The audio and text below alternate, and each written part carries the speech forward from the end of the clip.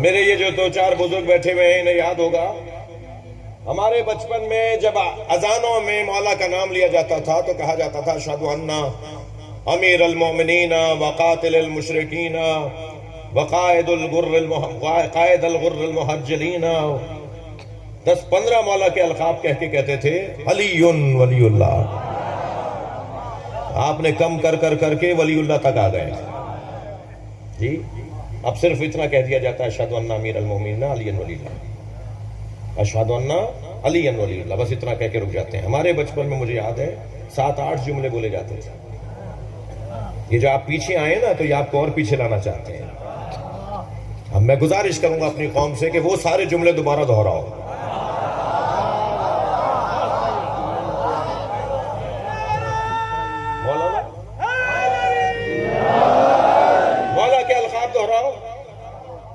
مولا کے القاب دہراؤ.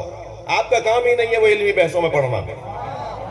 وہ علمی بحثیں ہم نمٹ لیں گے جہاں ہمارا نمٹنے کا کام ہے.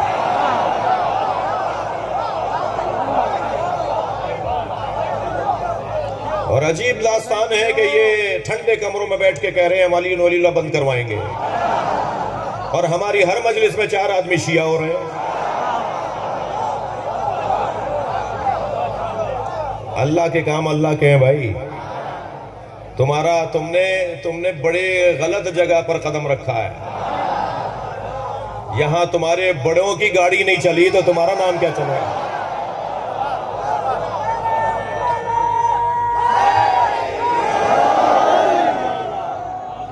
یہ ابھی 4 دن پہلے شیعہ ہوا ہے، اٹھ کے نعرہ لگاؤ.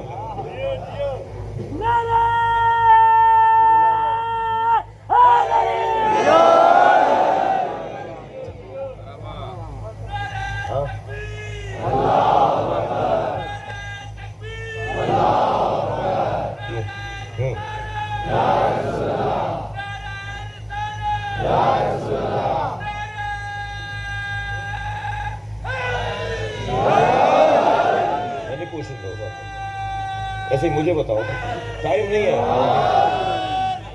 میں دہرا دوں گا.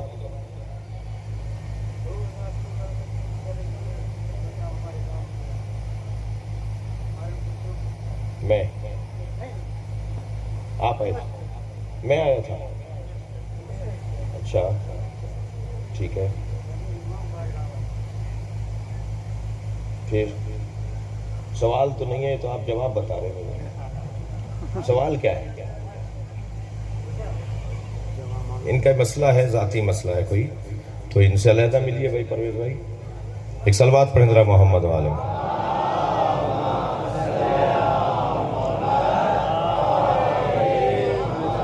ایک اور صلوات نبی کی ذات پہ ہے.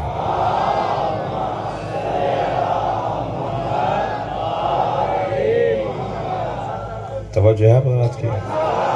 میں تو سمجھ رہا تھا تم کلمہ سناؤ گے. کہاں گئے؟ اچھا ہاں پھر ان کو ٹھیک ہے. ایک صاحب کہنے لگے یہ تو خاندانی شیعہ ہیں، آپ ان سے مجلسوں میں کلمہ کیوں پڑھوا رہے ہیں؟ میں ان خاندانی شیعوں سے پڑھوا رہا ہوں تاکہ کوئی پڑھ لے. جی اور ذکر ہے مولا کا، ہم دہرا رہے ہیں اس میں. کسی کو کیا پریشانی ہے؟ الحمدللہ یہ دنیا کا طریقہ، اور خاص طور پہ اہل بیت کے بارے میں میرے بچوں جوانوں یہ ذہن میں بٹھا لو، ہمیں کوئی پریشان ہونے کی ضرورت نہیں ہے. ہم بے وارث نہیں ہیں. ہمارا 12واں وارث ہمیں رہنمائی عطا کرتا ہے، ہمارے ذہن میں ایسا خیال ڈالتا ہے جو ان کے داداؤں کے ذہن میں بھی نہیں آیا تھا، جو ان کے بڑے لوگوں کے ذہن میں بھی نہیں آتا. وہ ایسا خیال ہمارے ذہن میں ڈال دیتے ہیں. ہم بے وارث نہیں ہیں. اور یقین جانیے کبھی کبھی نہیں، اکثر اوقات ایسا ہوتا ہے کہ دنگ رہ جاتے ہیں، حیران رہ جاتے ہیں کہ یہ خیال، یہ حکمت، یہ دانائی، یہ سمجھداری ہمارے ہاں آئی کیسے ہے. تو فوراً احساس ہوتا ہے کہ تم بے وارث نہیں ہو، کوئی غیبت سے تمہاری رہنمائی کرنے والا ہے. تو پوری قوم الحمدللہ بہت ہی اچھے انداز سے، اور میرے سنی بھائی، میں بار بار کہتا ہوں سنی ہمارے بھائی نہیں، ہماری جان ہے. اخلاق سے بات کریں، مسکرا کے بات کریں. علاقے کے سنی عالم دین کا احترام کریں. علاقے کے اندر سنی بھائیوں کی جو مسجد ہے اسے اپنی مسجد سمجھیں. اس کی اگر دیوار گر گئی ہو اور چندہ مانگ رہے ہو تو آپ اپنا حصہ ڈالیں. یہ مسجد میں وہ نماز ضرور پڑھتے ہیں مگر مسجد سنیوں کی نہیں ہے، مسجد اللہ کا گھر ہے، اور اللہ کے گھر کا احترام سب پر ضروری ہے۔ یہ انتظام ان کے پاس ضرور ہے، میزبان ضرور ہے وہ، لیکن وہ مالک نہیں ہے اس مسجد کے، جیسے آپ مجلس کے مالک نہیں ہیں۔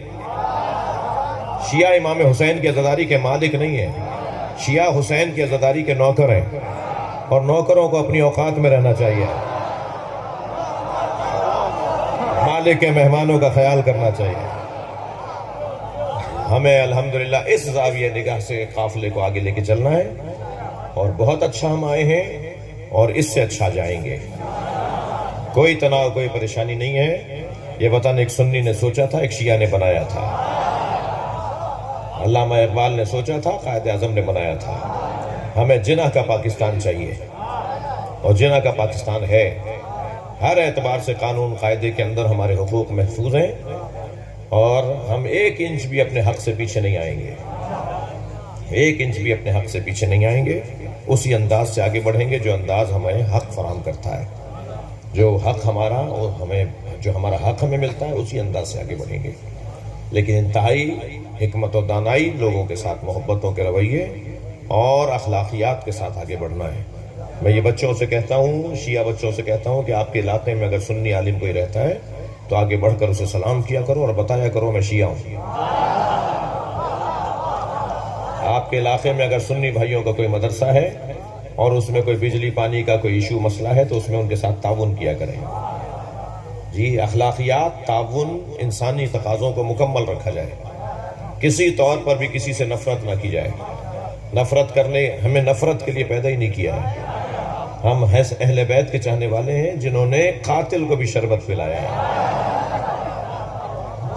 جنہوں نے اپنے دشمنوں کو بھی کھانا کھلایا ہے۔ جو انہیں برا بولتے تھے وہ اس سے کہتے تھے پہلے کھانا کھا لو، کچھ دیر آرام کر لو، پھر جو تم ہمارے بارے میں کہہ رہے تھے اس پر غور کریں گے۔ اگر تم صحیح کہہ رہے ہو تو اللہ ہمیں معاف کرے، اور اگر تم غلط کہہ رہے ہو تو اللہ تمہیں معاف کرے۔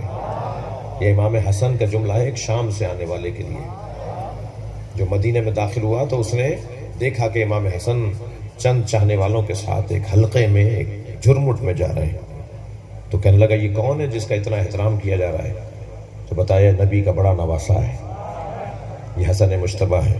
تو وہیں سے امام حسن کو ایک نامناسب جملہ کہا، بہت ہی نامناسب جملہ، ایک سب، ایک شتم، ایک لعن حضرت کے اوپر، ایک نامناسب جملہ۔ جیسے ہی اس نے بدتمیزی شروع کی، چاہنے والوں نے تلواروں پر کے دستوں پہ ہاتھ رکھنا شروع کر دیے۔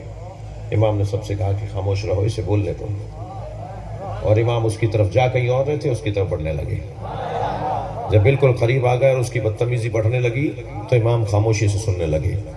امام نے فرمایا تم مدینے کے رہنے والے نہیں ہو، تم مسافر ہو، پہلے کھانا کھا لو، کچھ دیر آرام کر لو، اور اس کے بعد تم سے بات کریں گے۔ جب دوسرے دن جانے لگا نا تو کہنے لگا کل تک آپ اور آپ کے بابا اور آپ کی ماں میرے لیے مبغوض تھے، اور آج سب سے زیادہ محبوب آپ ہیں۔ وہ کون سی چیز ہے جس نے اسے بدل دیا؟ اخلاق اہل بیت، اخلاق اہل بیت۔ ایک مسافر ہے جو مدینے میں داخل ہوا ہے، سن 84 ہجری کا واقعہ ہے، واقعہ کربلا کے تقریباً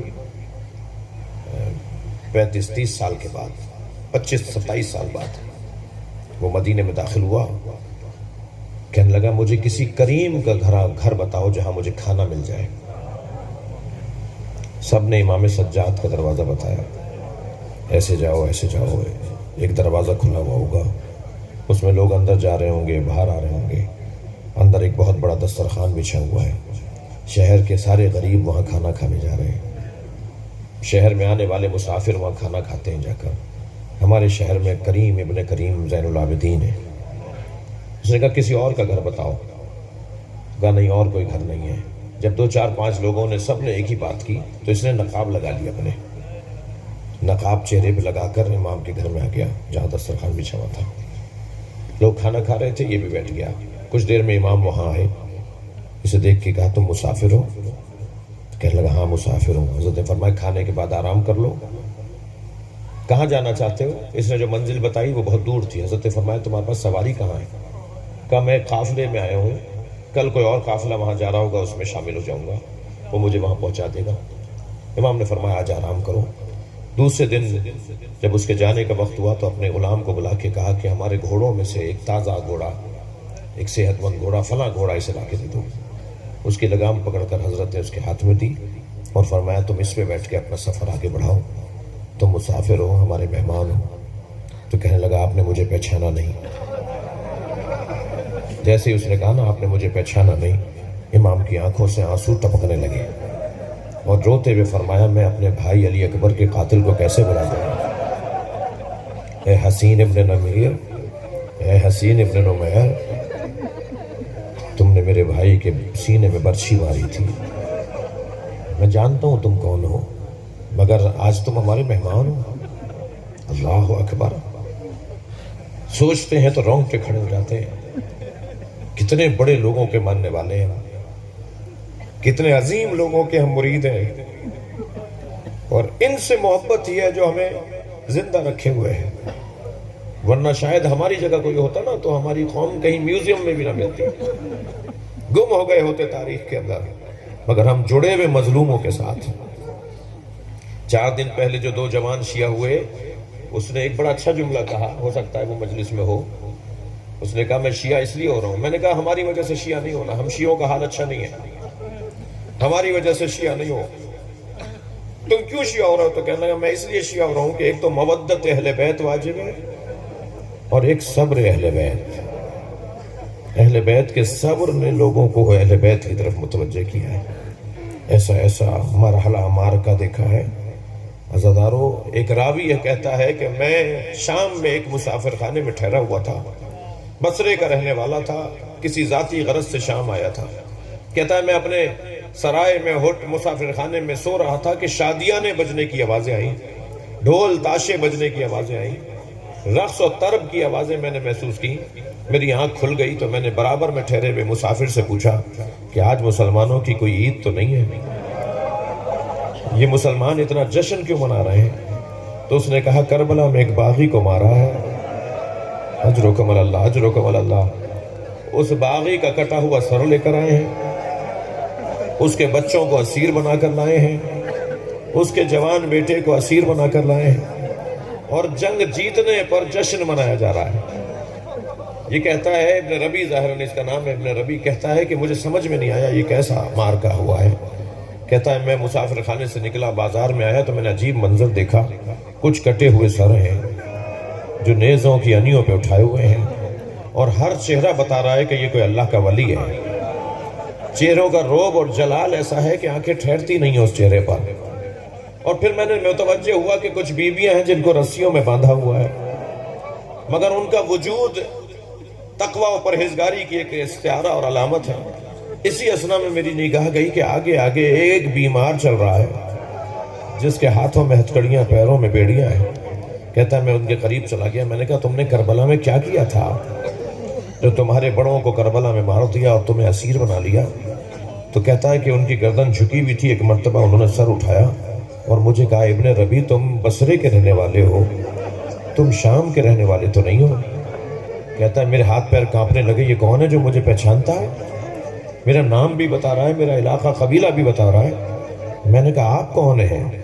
تو ان کی آنکھوں میں آنسو آ گئے اور فرمایا میں علی زین العابدین ہوں۔ کہ مولا حسین کہاں ہے؟ کہا وہ جو نیزے پہ کٹا ہوا سر قرآن پڑھ رہا ہے، وہ میرے بابا حسین کا سر ہے۔ اور ابن ربی زیادہ نہ پوچھنا، ان بیویوں میں بی بی زینب بھی ہیں، نبی زادیاں بھی ہیں، حسین کی بچیاں بھی ہیں۔ اللہ اکبر۔ کہتا ہے مولا حکم کریں میں کیا کروں؟ مولا آپ کے کیا کام آ سکتا ہوں؟ یہ ماجرا مجھے سمجھ میں نہیں آیا۔ امام نے فرمایا اللہ، اب جو امام نے فرمایا نا اس کے لیے ایک جملہ کہہ رہا ہوں، اللہ کسی کریم کو یہ دن نہ دکھائے کہ کسی سے وہ یہ جملہ کہے۔ امام نے فرمایا تیرے پاس پیسے کتنے ہیں؟ کہنے لگا 2000 درہم ہے۔ حضرت نے فرمایا جاؤ کچھ چادریں خرید کر لے آؤ۔ اجرکم اللہ، اجرکم اللہ۔ اپنی آوازوں کو آزاد کریں گے۔ جب آپ بلند آواز سے روتے ہیں نا، امام جعفر صادق دعا دیتے ہیں، جاؤ کچھ چادریں خرید کر لے آؤ۔ ابن ربی کہتا ہے میں نے 1000 درہم کی چادریں خریدی۔ امام نے فرمایا جا کر بیویوں کو دے دو۔ کہتا ہے میں نے بیویوں کو چادریں دی، ابھی کچھ ہی دیر گزری تھی کہ نیزہ اٹھائے ہوئے کچھ ظالم آئے، اور پھر شام کے بازار کے اندر واہ حجابہ کے نوحے بلند ہوئے۔ کہتا ہے میں نے آ کر کہا مولا اور کوئی حکم ہے میرے لیے فرمائے۔ امام نے فرمایا جو نیزوں پہ سر اٹھائے ہوئے ہیں نا، عزادارو سنیں گے، اتنا رش تھا، اتنا بھیڑ تھی کہ چلنے کی جگہ نہیں تھی۔ سنیں گے رسی کھینچی جاتی تھی۔ امام فرمانے لگے کہ ان سے کہو کہ یہ سر لے کے آگے چلے جائیں، انہیں پیسے دو، یہ دربار میں پیسے کی خاطر آگے جانا چاہتے ہیں، دربار میں انہیں انعام ملے گا، انہیں پیسے دے کے کہو کہ اس سروں کو آگے لے جائیں تاکہ لوگ حسین کا سر دیکھیں، حسین کی بہن کی طرف نہ دیکھیں، حسین کے بچوں کی طرف نہ دیکھیں۔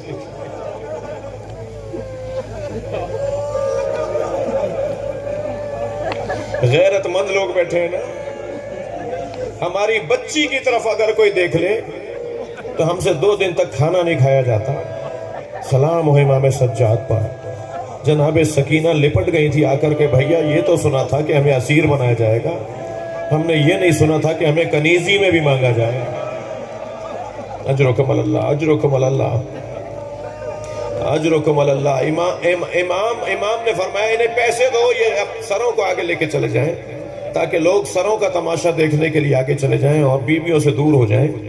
اس نے جا کر کچھ لوگوں سے بات کی، کچھ لوگوں نے پیسے لیے، کچھ نے نہیں لیے، مگر اسی اسنا میں، بس مجلس ختم کر رہا ہوں، اسی اسنا میں وہ کہتا ہے کہ میں نے دیکھا ایک شخص نے حسین کی پیشانی پہ پتھر مارا۔ کہتا ہے جیسے ہی میں نے منظر دیکھا مجھ سے رہا نہیں گیا، میں نے تلوار نکالی اور امام کے قریب آ کر اس شخص سے لڑنے کے لیے آگے بڑھا تو امام کی آواز آئی ابن ربی رک جاؤ، تم سے ایک پتھر برداشت نہیں ہوا؟ ہم کربلا سے پتھر کھاتے آ رہے ہیں، ہمیں آبادیوں میں مارا جاتا ہے، ہمیں دربار شام میں جانے دو، ہمیں نانا کا دین پہنچانے دو۔ اللہ لعنت اللہ علی قوم الظالمین۔ یا اللہ ان آوازوں پر رحمت